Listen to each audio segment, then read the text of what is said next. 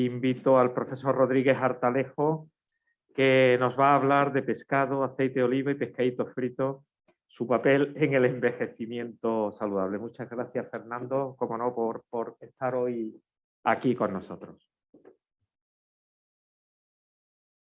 Muchas gracias a vosotros, en primer lugar, por vuestra amabilísima invitación, en particular profesor López Miranda, con quien tengo una muy grata relación desde hace ya décadas, con el profesor José Manuel Villare Moreno, de la Clínica Universitaria de Navarra, desde luego al Instituto Danone, porque ha hecho posible esta reunión, y también por el premio que ya me concedió hace algunos años, que me recuerda ya cada día lo viejo que me estoy haciendo. Y, por supuesto, por haber hecho posible esta reunión de amigos, entre ellos el profesor Leocadio Rodríguez Mañas y el profesor Pepe Guiñes, con quien tengo una muy estrecha relación también desde hace décadas.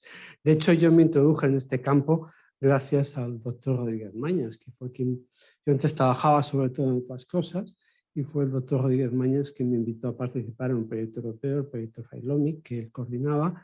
Y gracias a eso yo poco a poco me fui introduciendo en este campo del envejecimiento saludable, y ahora yo creo que forma parte del grueso de la investigación que hago. Con lo cual, muchísimas gracias, Leo. Bueno, pues yo os voy a hablar de estos tres temas que están interrelacionados y que me surgieron en la cabeza, no como si fuera exactamente la ecuación de la energía atómica, pero un día pensé, pescado más aceite de oliva es casi pescadito frito. No necesariamente, pero en muchos casos sí. Y mira por dónde me pareció que era un tema relevante, para toda España, pero específicamente también para Andalucía. Os adelanto, los tres son elementos saludables y además me van a permitir enlazar, que es una cosa que yo hago con cierta frecuencia, líneas de investigación aparentemente independientes que se hacen dentro del grupo y que van convergiendo. Y como veréis, convergen de forma bastante lógica. En primer lugar, puse el foco en el pescado. ¿Por qué? Porque España, de entrada, es uno de los países que más pescado consume en el mundo y que además que más pescado exporta, las dos cosas. Y en nutrición, como tantas cosas en la vida, es importante, y en investigación en general, poner el foco en aquello que es importante, no solo para la salud, sino también para nuestro desarrollo económico. Porque hay una obligación moral de generar retornos para la sociedad y todos los fondos que esta sociedad pone en manos de nosotros para hacer investigación.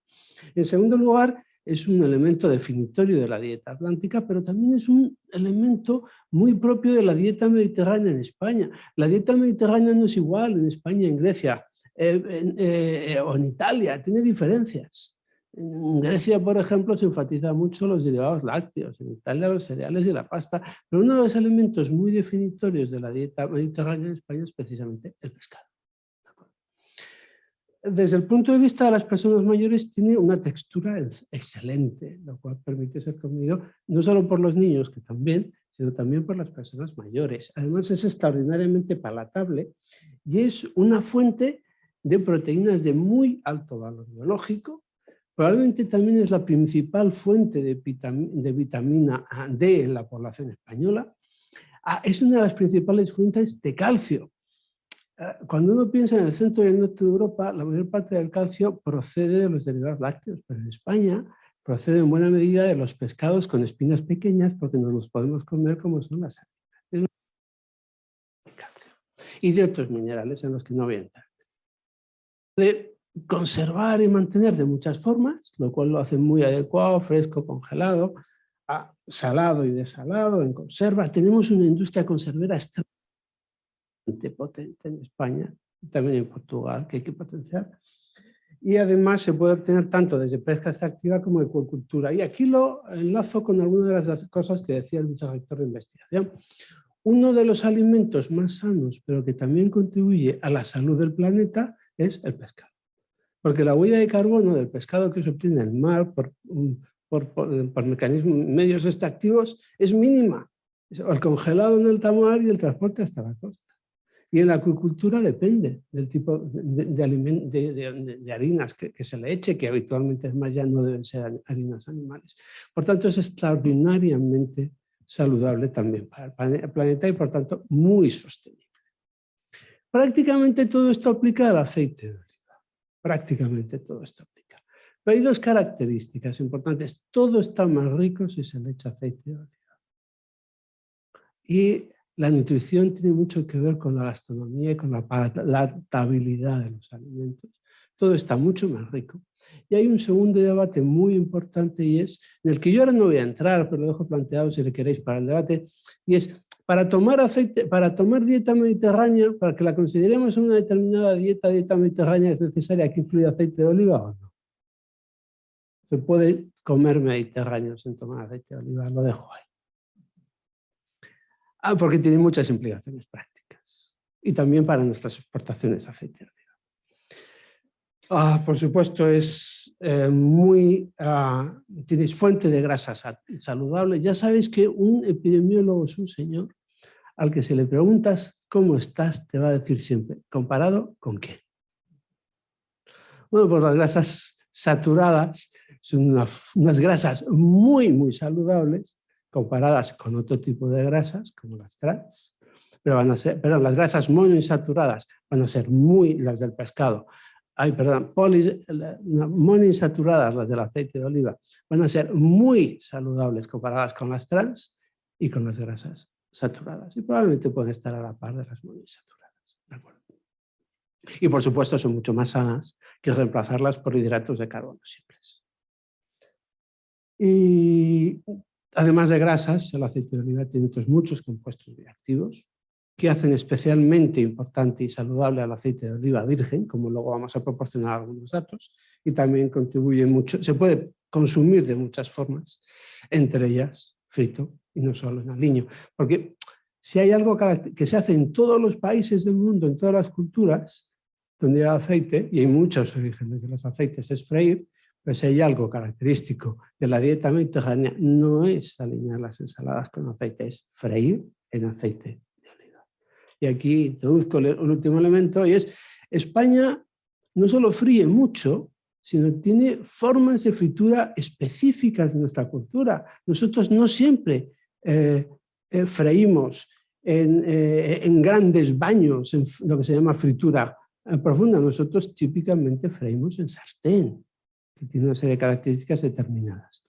Y segundo, la fritura lo que hace es que los alimentos sean más crujientes, más palatables. En general todo está más rico frito, sobre todo si se toma recién frito.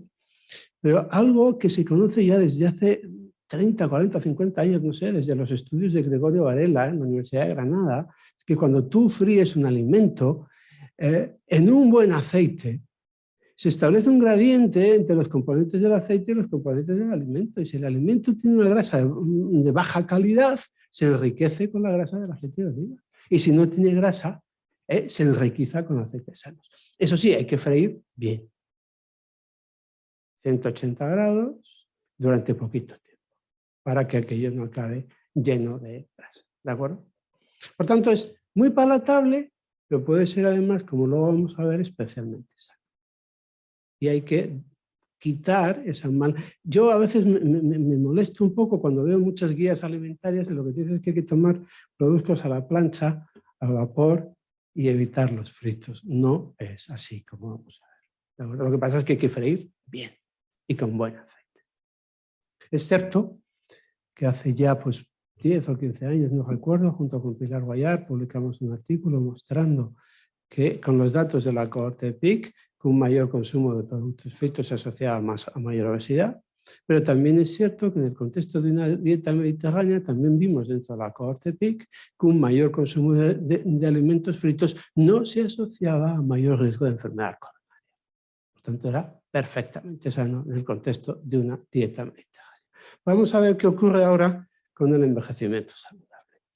Bueno, lo que yo os voy a presentar es fruto del trabajo de mucha gente, de hecho es fruto del trabajo de casi todo el mundo, menos de mí, porque la vida ya solo me da para presentar estos trabajos y lo menos que puedo hacer es dar crédito a muchas de las personas que forman parte de mi grupo y que están aquí, y algunas que tampoco forman parte, que son los más jóvenes, porque a veces no caben casi en la diapositiva. Pero esto es el trabajo de ellos y quiero agradecérselo desde el principio. Continuando con lo que acaba de comentar el profesor Rodríguez Mañas, yo creo que hay básicamente 3 formas de medir el envejecimiento no saludable. Hay mucha gente que te dice que, mira, ya estoy poco a poco envejeciendo y me van saliendo goteras, como los edificios. Y ahora tengo obesidad, y ahora tengo el ácido úrico alto, y ahora tengo hipertenso, y ahora me han descubierto que tengo una fibrilación auricular, y ahora ya voy más despacio, y ahora... Entonces te van saliendo goteras. Y esto es lo que... Estos problemas, que en términos técnicos llamamos déficit de salud, se han representado en este esquema que realizó Elaine Whitson hace unos años, como alteraciones, si nuestra salud o el cuerpo humano fuera un puente, el envejecimiento no saludable se caracteriza por una serie de acumulación de déficits de salud en elementos inicialmente no estructurales del puente. Eso sí, si se van acumulando uno a otro pues y no se remedian, pueden poner el puente en peligro. Hay una definición de fragilidad que yo sé que al profesor Rodríguez Mañas, con razón, no le gusta mucho, porque esto lo que mide es fundamentalmente envejecimiento, pero el señor Rockwood, que fue el que acuñó envejecimiento biológico, edad biológica, el señor Rockwood, que fue el que acuñó esta definición de edad biológica a partir de la acumulación de déficit de salud, entendió que había un umbral a partir del cual se habían acumulado tantos déficits, y que podía ser el 20%, el 25%, el 30%, según los estudios, que ponía en riesgo el puente. Es decir, se podría caer ante un cierto estresor. Y por tanto era, digamos, una aproximación también empírica al concepto de fragilidad. Nosotros de todas formas lo utilizamos como medida simplemente de edad biológica o envejecimiento no saludable. Y hemos desarrollado varios índices. Utilizamos uno que tiene 51, utilizamos un índice de acumulación de déficit de salud que tiene 51 ítems y que incluyen tanto enfermedades, alteraciones de la función, discapacidades en actividades instrumentales y básicas de la vida diaria, alteraciones en los órganos de los sentidos, menor vitalidad, peor salud mental, y lo que vamos viendo es que a lo largo de la vida se van acumulando estos ¿cómo se llama? Estos déficits, por cierto, y coincidiendo con una diapositiva que antes presentaba Leocadio, de los 60 a los 70, 75 años sobre todo aumenta el número de déficits que son enfermedades, a partir de entonces sobre todo aumenta el número de déficits que representan alteraciones de la función. Lo que hemos visto es que prácticamente a través de muchas cohortes del mundo, en este análisis que hizo Félix Caballero en nuestro grupo, y contando los déficits al contrario, es decir, cuanto más alto, más saludable, cuanto más bajo, menos saludable, lo que vamos viendo es que a lo largo de los años, en prácticamente todas las cohortes, va aumentando el número de déficits y al contrario va empeorando el nivel de salud. Siguiendo con este esquema del puente, tendríamos el concepto de fragilidad, del que ya os ha hablado el profesor Rodríguez Mañas, y yo no voy a elaborar mucho más. Él ha comentado muy bien que se operativiza a partir de los famosos criterios de Linda Fried, pero utilizando el modelo del puente podríamos entender que una persona frágil es aquella que ya tiene algunas alteraciones, algunos problemas en elementos centrales, importantes del puente, tal que si viene una corriente fuerte, una tormenta, amenaza con que se caiga. O incluso a veces no tan fuertes, porque uno es vulnerable incluso a pequeños estresores. Frente a la acumulación de déficits importantes que resultan de la alteración a menudo de varios sistemas biológicos, pero que ponen el puente en peligro. Y también hemos utilizado, como vais a ver en muchos de nuestros estudios, el criterio de fragilidad. Y por último hay un concepto muy importante del que esta mañana además nos hablaba el profesor Viña en el tren. Este es el círculo de la fragilidad de Fried, del que antes hablaba Leocadio, y no voy a insistir en ellos, pero hay un concepto muy importante que es el concepto de resiliencia, del que esta mañana también nos hablaba el profesor José Viña en el tren.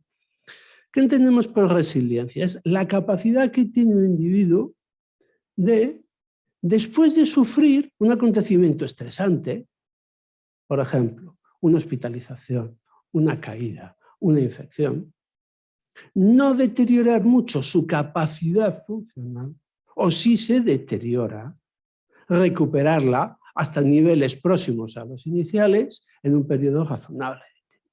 Ojo, no es posible el envejecimiento saludable sin un cierto grado de resiliencia. ¿Por qué? Porque prácticamente todas las personas mayores en algún momento nos van a tener que operar o vamos a tener que ser hospitalizados o vamos a tener una infección urinaria o una mala gripe. ¿De acuerdo? Y si no somos resilientes, no vamos a superar esta prueba de estrés. Ojo, a diferencia de la fragilidad, que se mide básicamente de forma estática, el concepto de resiliencia es un concepto sobre todo dinámico y requiere observar qué ocurre cuando una persona ha sido sometida a un estrés, a un determinado problema de salud. Y no solamente es dinámico porque requiere este estrés, sino porque hay una imagen que a mí me gusta representar a través de un castillo. Imaginaos que nuestro cuerpo es un castillo y que somos atacados por un virus, por una caída, por una hospitalización. Bueno, seremos resilientes comparándonos. En primer lugar, si conseguimos que después de este ataque parte de las almenas o cierta parte del muro no se caiga. Pero sobre todo, y es más importante, si una vez que cae la noche y el ataque disminuye en su virulencia, hay gente trabajando por la noche que recupera la mayor parte del muro derruido y de estas almenas, de tal forma que podamos estar en condiciones a la mañana siguiente de soportar un nuevo ataque. Por tanto, es dinámico porque necesita un estrés, pero también porque significa que por debajo hay mecanismos biológicos de la resistencia, de la resiliencia que están operando para recuperar esa función comprometida. ¿De acuerdo? Y vamos a utilizar estos tres criterios en nuestro abordaje. ¿Cómo hemos operativizado el criterio de resiliencia? Básicamente va a ser resiliente aquella persona mayor que después de superar un estrés no va a acumular en los meses o años posteriores mayor deterioro funcional que el que se espera simplemente por el paso del tiempo, porque va acumulando meses o años de vida. Si no acumula más déficit en salud después de un estrés que el que se espera simplemente porque envejece, que en nuestro cálculo son 0,74 déficits por año, bueno, es igual, esto va a ser resiliente. Bueno, ¿qué es lo que hemos visto? Bueno, y hemos desarrollado nuestras investigaciones en buena medida con la cohorte rica, pero como muy bien ha presentado el profesor Rodríguez Maña, cada día más lo que hacemos es análisis paralelos en nuestra cohorte y en otras cohortes, la del Estudio de Toledo, el Nelson Health Study, cohortes de acceso gratuitos con la cohorte en Inglaterra, con compañeros del Estudio de Bordeaux en Francia, con análisis de la cohorte Happy en Centro Europa y en Rusia, con muchas otras cohortes, y cada día más es una fuente muy importante de datos para nuestros análisis la cohorte del UK. ¿Por qué analizar más de una cohorte? Primero, porque mejoramos el conocimiento de la consistencia. Cuanto salen los mismos resultados en dos bases de datos diferentes, te lo crees más. Y segundo, cuando son consistentes, podemos hacer un pool, como hicimos junto con Leocadio en ese análisis, y mejorar el poder estadístico. ¿Qué hemos visto con el pescado? Estos son unos análisis que hizo Esther García Esquinas, fundamentalmente, y donde estudió cómo iba cambiando el número de déficits en salud a lo largo del tiempo en nuestra cohorte en función de la cantidad de pescado azul consumido. Ojo, hemos obtenido resultados favorables solo para el pescado azul. Es una categoría clásica esta división de los pescados en azules y blancos. No es siempre una definición nítida, pero lo importante es que el pescado azul tiene más grasa, básicamente poliinsaturados omega 3. Y lo que hemos visto, lo que vio Esther García Esquinas, es que al aumentar el consumo de pescado azul, y en general a partir de 50 gramos al día, una ración de pescado puede tener de 100 a 150 gramos. Esto es una ración estándar. Bueno, pues a partir de media ración al día, que uno no toma, esto es una media. En la práctica se toma más cada vez que toma, pero en promedio 50 gramos al día, vemos como el número de déficits que se van acumulando a lo largo del tiempo, pues van disminuyendo. Y esto es cierto no solo para los déficits totales acumulados de salud, sino específicamente para los déficits que tienen que ver con la discapacidad y con la acumulación de enfermedades. Tuvimos curiosidad por ver si esto se reproducía a partir de algunos de los componentes fundamentales del pescado azul, que son las grasas poliinsaturadas omega 3. Y específicamente, para una de las más importantes, el EPA, básicamente observimos la misma cosa. Al aumentar la ingesta de EPA, disminuía a partir de una determinada cantidad el número de déficits totales y especialmente para los déficits que representaban discapacidad y morbilidad. En otra línea de trabajo independiente dentro del grupo, Lucía Arias, Alberto Lana y Esther López, se preguntaban por cuál era el papel de los diferentes ácidos grasos de la dieta sobre dos componentes fundamentales de lo que se llama la physical performance, la capacidad para hacer cosas que impliquen algún reto físico. Y una de ellas es la fuerza de presión, la fuerza de las manos. Por cierto, hace falta fuerzas para hacer al menos una cierta cantidad de fuerza, que desgraciadamente se va perdiendo por la edad, para hacer una cantidad básica mínima de cosas, ya sea levantarse de una silla, no solo por cierto, la fuerza de las manos reproduce bastante bien o se correlaciona bastante bien con la fuerza de las piernas. Desde levantarse de una silla hasta hacer una tortilla de patatas, porque exige darle vuelta a la tortilla, o prácticamente cualquier cosa de la vida diaria que os parezca importante exige una determinada cantidad de fuerza. Por ejemplo, abrir la puerta de casa cuando se atanca. Yo tengo una tía mía muy maja de 92 años que está frágil y que últimamente ya nos pide que cuando la dejemos en casa, después de comer, que por favor la acompañemos hasta la puerta. No vaya a ser que no se apañe para abrir la cerradura. ¿De acuerdo? Por tanto, la fuerza es una función básica. Lo que vimos en este artículo es que en comparación con los que tomaban menos ácidos grasos omega 3 del pescado, los que estaban en el tercio inferior, para el caso de los MUFA, los monoinsaturados, los que más comían, reducían sustancialmente el riesgo de pérdida de fuerza asociada a la edad. Y resultados similares los vimos para el total de los poliinsaturados y también para los omega 3 poliinsaturados. Por tanto, monoinsaturados, de los cuales es muy rico el aceite de oliva, y poliinsaturados del pescado, mayor ingesta se asocian a menor pérdida de fuerza.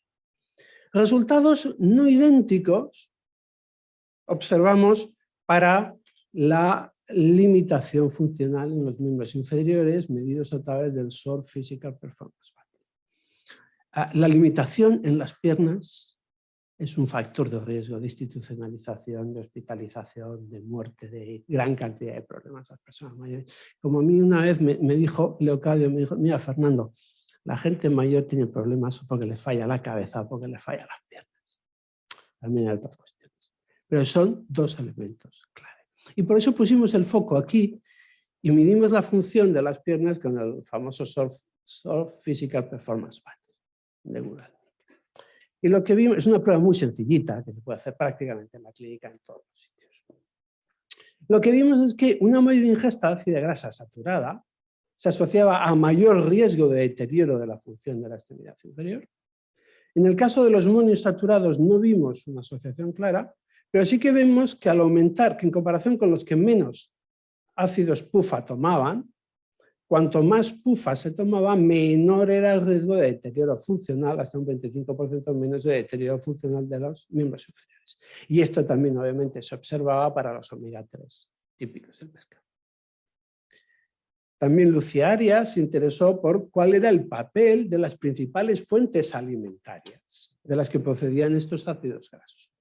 Y lo que vio es que al aumentar los embutidos, y en general la bollería, lo que se veía es que consistente con un incremento de la ingesta de ácidos grasos saturados, se observaba un mayor riesgo de deterioro de la función de las piernas. El LEFI es Low Extremity Function, no sé qué. Bueno, ahora no recuerdo cómo lo llamamos, pero es Lower Extremity Functional Impairment. Curiosamente, con el ácido de oliva, con el aceite de oliva, lo que vimos es que no solo se reducía, no solo se asociaba a un menor riesgo de pérdida de fuerza, sino también se reducía algo, pero claramente es estadísticamente significativa, de menor limitación en los miembros inferiores. Ojo, con los monoinsaturados totales no habíamos visto que se asociaran a menor riesgo de limitación de las piernas.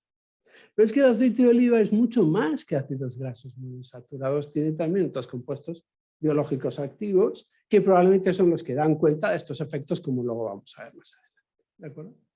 Y por último, una ingesta creciente de pescado azul se asociaba también a, cuando comparábamos el tercio inferior con el superior, se asociaba a menor riesgo de pérdida de fuerza y de deterioro funcional de las extremidades superiores.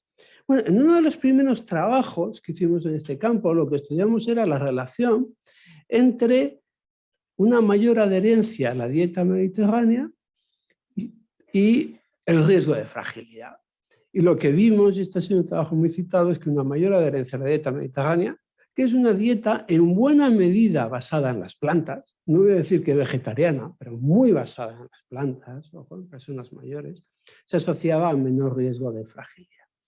Pero fui a ver, bueno, esto lo midimos con varios índices, entre ellos el MEDAS, el índice MEDAS del estudio Predimed, y dije, por curiosidad, ¿y qué es lo que ocurre en este índice con el pescado? Pues fijaos, el pescado, que aquí se trata de conseguir un objetivo de 3 raciones o más a la semana, se asociaba a una reducción muy importante en el contexto de un índice de dieta mediterránea, una reducción muy importante de riesgo de fragilidad.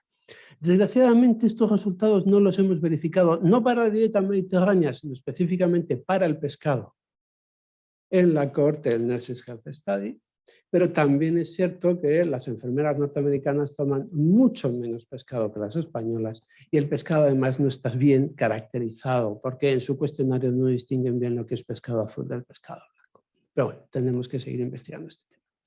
Y por último, en el tema de la resiliencia, a Mercedes Sotos se planteó estudiar cuál era el papel de la dieta mediterránea sobre la resiliencia ante diversos estreses.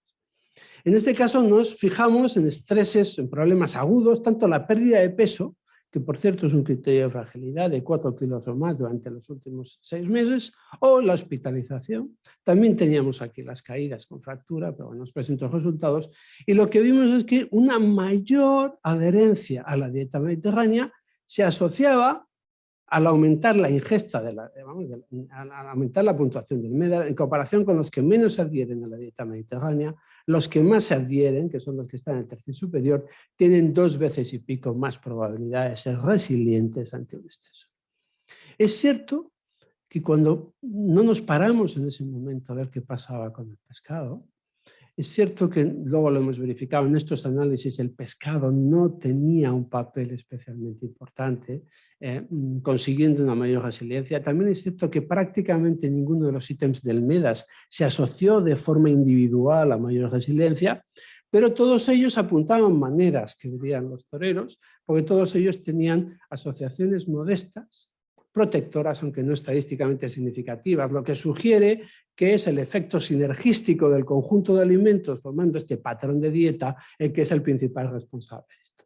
De todas formas, algunos análisis preliminares que ahora está haciendo Esther García Esquinas, sin la rigidez de atenernos al índice del MEDAS y considerando específicamente pescado azul, han mostrado, aunque tendremos que acabar de analizarlo, que hay una cierta asociación protectora entre más pescado azul y mayor resiliencia. Bueno, ¿qué os podemos decir del aceite de oliva? Y tengo 5 minutos para acabar. ¿Qué os puedo decir del aceite de oliva? Bueno, en unos análisis que se publicarán ya, yo creo en este mes, en H&H, Carolina Donat y Pilar Guayar, lo que han visto es que al aumentar la ingesta de aceite de oliva, se reduce el riesgo del síndrome de fragilidad, medido con los criterios de Fried de los que antes os habló el profesor Rodríguez Maya. Y que en general hay una relación continua, sin umbral, desde el primer nivel de consumo, pero que se hace más importante cuando se alcanzan prácticamente los 20 gramos de aceite de oliva al día, que puede ser una cucharada sopera y media. ¿De acuerdo? Por cierto, en el estudio Enrica, que es donde está hecho esto, tenemos especialmente bien medido el aceite de oliva.